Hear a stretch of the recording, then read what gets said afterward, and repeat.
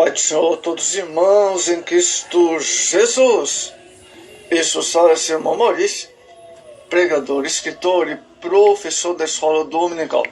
Em nosso site temos diversos artigos para os professores da escola dominical, subsídios Betel, CPAD, Central Gospel. Amados e diletos irmãos, aqui de Santa Catarina, Brasil.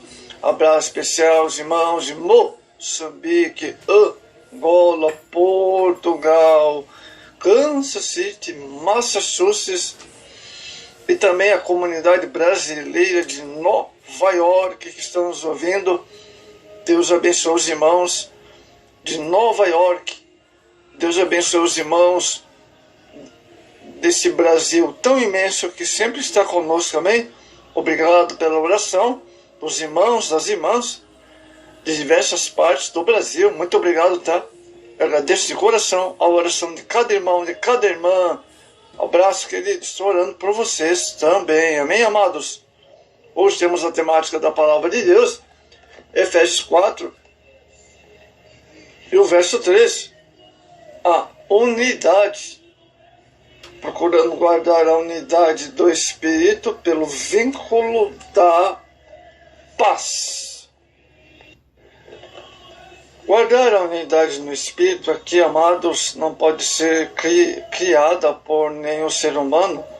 Ela existe para aqueles que creem na verdade e receberam a Cristo como Salvador, conforme o apóstolo Paulo proclama nos capítulos 1 ao capítulo 3 de Efésios. Os irmãos de Efésios devem preservar essa unidade, não mediante os esforços ou organizações humanas, mas pelo andar como é digno de vocação, como que fosse chamados, verso 1. Esse mesmo capítulo, a unidade espiritual é mantida pela lealdade à verdade e o andar segundo o Espírito Santo. Os versos 1 ao verso 3, 14 e 15. Não pode ser conseguida naturalmente, Gálatas 3:6, mas é pelo trabalhar do Senhor a comunhão com Deus. Temos o verso 13 sobre a unidade da fé também, fala sobre a unidade, que são mantidas e aperfeiçoadas por, primeiro, aceitar somente a fé, a mensagem bíblica, verso 11 e 12. Crescer na graça e na maturidade espiritual em Cristo são todos os aspectos, verso 13. Ser cheio da plenitude de Cristo, verso 13. Não permanecendo como crianças, não aceitando todo tipo de vento de doutrina, mas pelo contrário, crescer, conhecer a verdade. E assim, saber rejeitar falsos mestres, versos 14 e 15. Sustentar e falar com amor a verdade revelada nas Escrituras, verso 15. Andar em verdade, justiça e santidade. O verso 24, 17 e 22, amados. Outro aspecto da unidade é o verso 15 do capítulo 4, verdade em amor. A conservação da unidade da fé, amados, conforme registra o verso 13, deve basear no amor ativo que procura resolver problemas, que conciliar diferenças através da mútua lealdade e da obediência a Cristo e a sua palavra. Amados, isso significa que crer e proclamar com amor, amados e diletos ouvintes da palavra de Deus, a verdade do Novo Testamento é prioritária em relação à lealdade às instituições, tradições cristãs, aos cristãos individuais ou à igreja visível. O esforço para manter a comunhão ou a unidade jamais deverá invalidar a palavra de Deus, nem levar à transigência com a verdade bíblica, verso 14. A fidelidade da Escritura, amado, está acima de tudo e poderá, inclusive, resultar em pressões de toda a ordem, até mesmo a própria igreja local.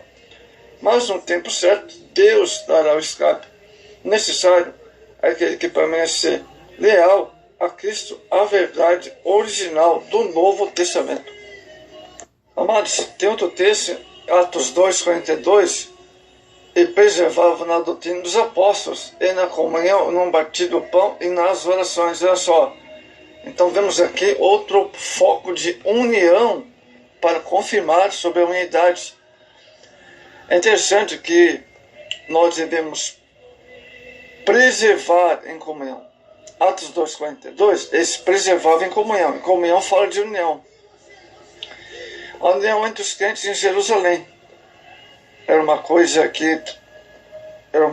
amados, que de modo singular. Era característica daquela igreja. Jamais antes tinha sido vista uma união tão elevada.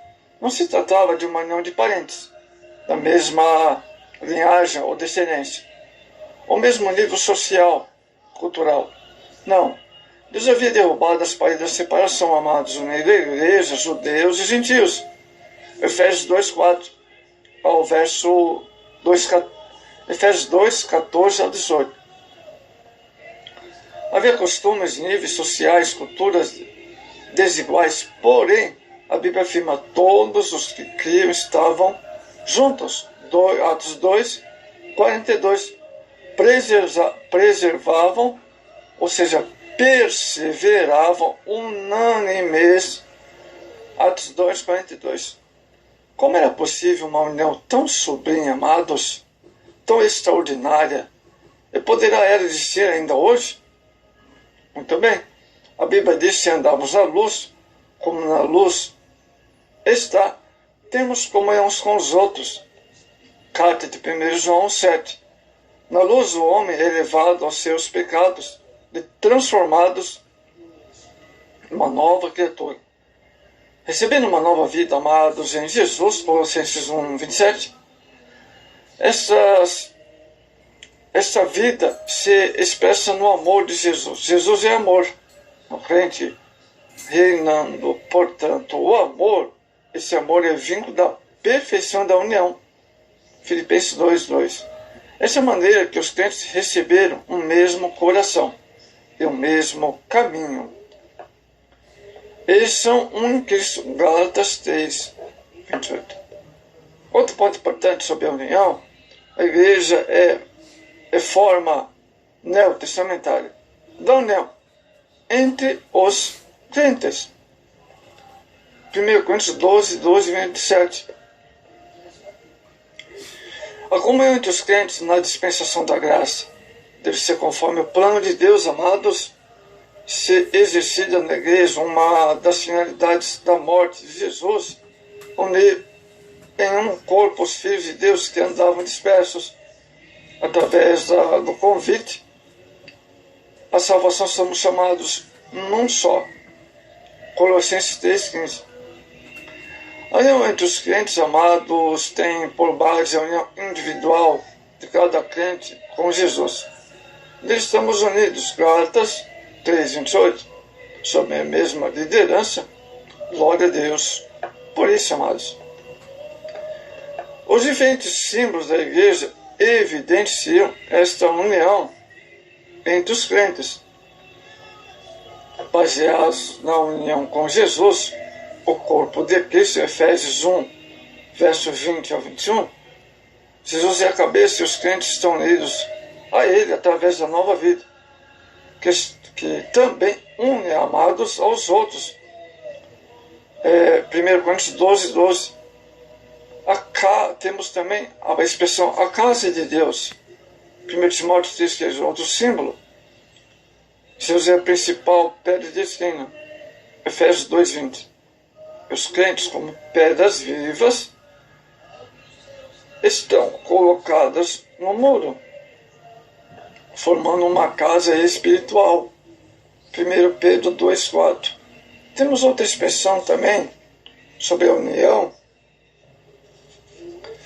O rebanho, a igreja chamada de rebanho. Atos 20 e o verso 28. Lucas 12:32. Jesus, como pastor, é a razão principal das ovelhas não andarem desgarrados, mas sim formar um rebanho do qual ele mesmo cuida através da liderança. sob sua direção. Salmo 77:20, por exemplo. A igreja chamada de noiva de Jesus, Efésios 5:31. A noiva é uma expressão simbólica que engloba todos os que amam a Jesus e prometerem fidelidade até o fim. No dia do arrebatamento, Jesus, o noivo, virá levar uma noiva para uma união perfeita e eterna. Atos 19, versos 7 e 8. Temos outro ponto importante sobre a união. O Espírito Santo aperfeiçoa a união entre os crentes.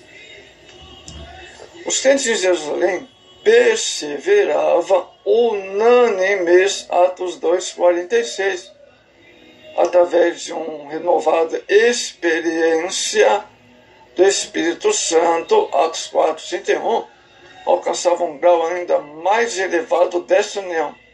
Oh, glória a Deus, hein?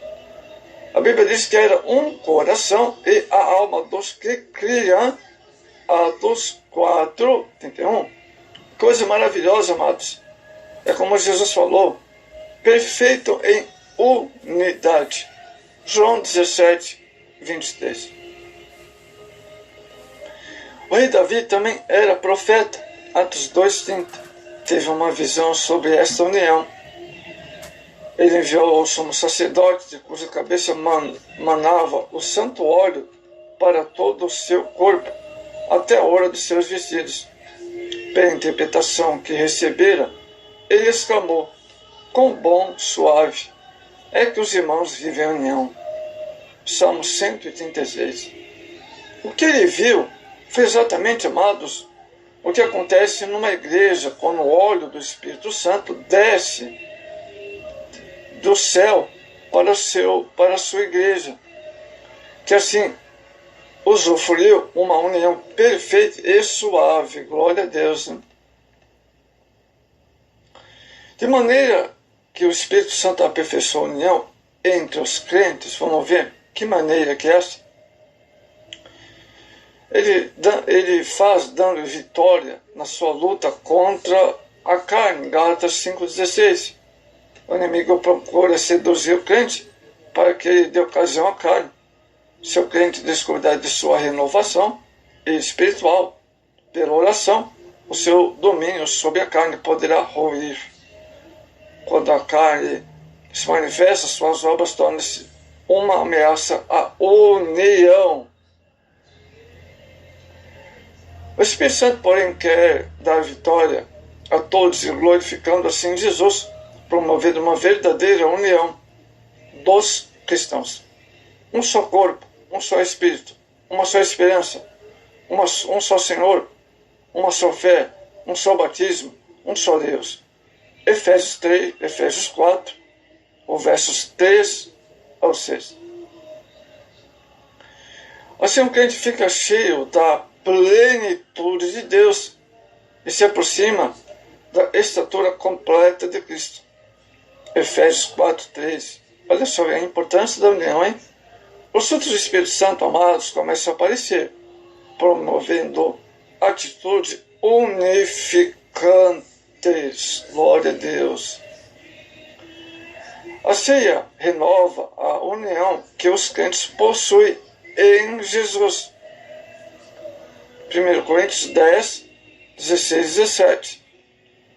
Quando a igreja, em obediência à ordem divina, celebra a ceia em comemoração à morte de Jesus, acontecem efeitos positivos à união dos cristãos. A Bíblia diz, o pão que partimos não é a comunhão do corpo de Cristo?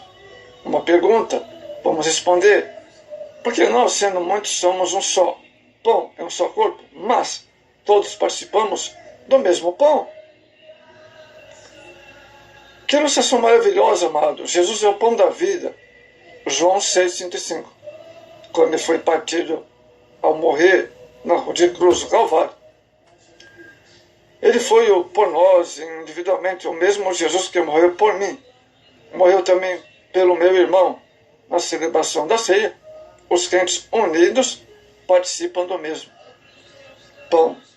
um símbolo do corpo de Cristo, que foi partido por nós. Juntos comemoremos, louvamos ao Senhor e reverenciamos o nosso glorioso Jesus. Esse louvor ao Senhor nos unifica. A ceia unifica a finalidade e comemoração da morte de Jesus. Também unifica os que dela participam, dando uma renovação e experiência de que somos um em Cristo. Maravilha, hein? Alguns perigos que ameaçam a união na igreja. Então, mas vamos ver alguns perigos que ameaçam a verdadeira união na igreja, com base em 1 Tessalonicenses 5:12 ao 23. O inimigo faz de tudo para prejudicar esta união maravilhosa, amados. Várias coisas podem concorrer para isso. Primeiro é o cuidado com tudo que procura subdividir a igreja. O padrão divino sobre a igreja, lemos todos que estavam juntos. Atos 2:44. Primeira coisa é o cuidado para que a união sublime da igreja não venha a resultar em blocos de amigos, familiares, etc. Partidarismo, inacessíveis aos demais, fazendo sentir isolado e solitário, apesar de estar no meio de tantos crentes. Recém-chegados talvez de outros ministérios, e não convidamos a fazer parte de um desses grupos, sente-se como estranho na igreja. Então, trata-se então de uma demonstração de egoísmo, quando isolamos os outros, quando damos preferência para 2 ou 3, e esquecemos dos outros. Isso tem acontecido muito. Isso está fora da união, que diz a Bíblia. Os tais irmãos desejam viver para si mesmos, para seu próprio conforto e egoísmo. A Bíblia diz que nós não devemos viver só para nós, segundo Coríntios 15, mas que devemos agradar o nosso próximo, Romanos 15:12. Façamos como fez Barnabé. Ele sentiu que o novo convertido Saulo estava isolado. Foi procurado para conduzi-lo para Antioquia, onde ele se uniu à igreja. Atos 11:25. A segunda coisa sobre a união é o cuidado para não isolar ou separar-se uma parte da igreja dos demais. Seguindo o modelo de outras fontes, alguns acham que a mocidade da igreja deve organizar-se como um grupo isolado na igreja, em lugar da mocidade, que são membros da igreja, viver entrosado, unida na sua igreja, sob a orientação da liderança do ministério, aproveitando, exemplo, a experiência dos que têm mais experiências no Evangelho. Ela passa a ser orientada por líderes. É um perigo, amados, a união por líderes que ela mesma escolheu e é dirigida por planos, ideias propostas por ela mesma. Isso é um perigo, amados. A união completa da igreja, a mocidade fica privada do que Deus deu a todos os crentes. Para a igreja, esta fica privada do que ela mais ama, a sua mocidade, força jovem da igreja. Não, a mocidade é parte integrante e inseparável da igreja, amados. Não há nada de mal nisso, que a mocidade toda, ou parte dela, venha a assumir trabalhos incumbentes na igreja. Todavia, ela não deve isolar-se da igreja. Temos que ter cuidado com pessoas portadoras de críticas por inveja. Uns têm um dom de, como diz outro, de ficar criticando os outros por inveja, né? O outro tem um dom destacado, fica criticando por inveja. Ou tem líderes que isolam os obreiros da participação de oportunidades na igreja, porque Deus começa a levantar o obreiro cheio do Espírito Santo, então já começa aquela inveja. Isso é desunião. Nada que eles façam se aproveita, amados invejosos, críticos.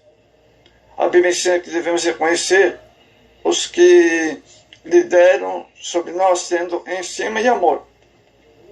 Mas esses muitas vezes falam bastante e são invejosos de outros obreiros também. Tem líder que é invejoso de outros obreiros, achando que o fulano obreiro vai tomar o lugar dele porque Deus está o levantando. Se fosse isso. Então, esse é o que acontece muito no nosso tempo, amados. A Bíblia também adverte contra pessoas que procuram atrair discípulos após Atos 20, 29. Essa gente é muito perigosa, amados. Fala com lisonjas, Romanos 16, 18, procurando conquistar influência sobre alguns fracos e novos na fé, esperando mais tarde tomar com esse agente um grupo sob sua própria liderança. Então, ninguém é marionete. A Bíblia diz que essa gente, amados, não está servindo a Deus. Romanos 16, 18. Deus aborrece porque eles estão semeando contenda, inveja entre os irmãos. Vamos ver agora as bênçãos da união. Quando a igreja vive cheia do Espírito Santo, a união funciona em sua plenitude. A igreja se torna um antessalo do céu. Vejamos algumas bênçãos sobre isso. Os crentes sentem apoio espiritual para a sua vida. Muitos crentes vivem cercados de pessoas que são contrárias à sua fé, são alvos de críticas e do isolamento, seja no trabalho, na escola, na família. Que riqueza, então, amado, chegar à igreja e sentir um ambiente fraternal. Que bom, quão suave é que os irmãos vivem em união. Na igreja levamos as cargas uns aos outros. Gálatas 6, 2. Existem cargas que cada um tem de levar sozinho. Mas existem cargas, lutas, tribulações, que quer dizer que podemos ajudar uns aos outros. De bênção na hora do aperto, da tribulação, saber que a igreja pode ajudar em oração. A Bíblia diz orar uns pelos outros. Outro levanta o seu companheiro. Eclesiastes 4:10. Seu membro padeceu, todos os membros padecem com ele. Que bênção na hora da angústia achar um irmão. Provérbios 17:17. A união só os fortes, amados. Uma ovelha sozinha é facilmente arrebatada, mas quando está com o rebanho, é protegida. Uma pedra sozinha pode ser levada ou jogada, porém, quando estiver edificada dentro do muro, é mais fácil, ou seja, é mais difícil tirá-la. Uma brasa sozinha, isolada, facilmente pode se separar, mas, junto com os outros, manterá o fogo aceso. Uma vara sozinha pode ser quebrada, mas, amarrada ao feixe, ninguém a quebrará. Uma igreja que vive em união tem um testemunho maravilhoso. Jesus disse que através dessa união, o mundo conheceria que ele foi enviado por Deus. João 17, 21 a 23. Pela união, o mundo conhecerá também os verdadeiros discípulos de Jesus. João 13, 35. Enquanto o ódio, a desunião domina o mundo de hoje, a inveja, que mais tem, que se levanta, existe um povo que vive em verdadeira união.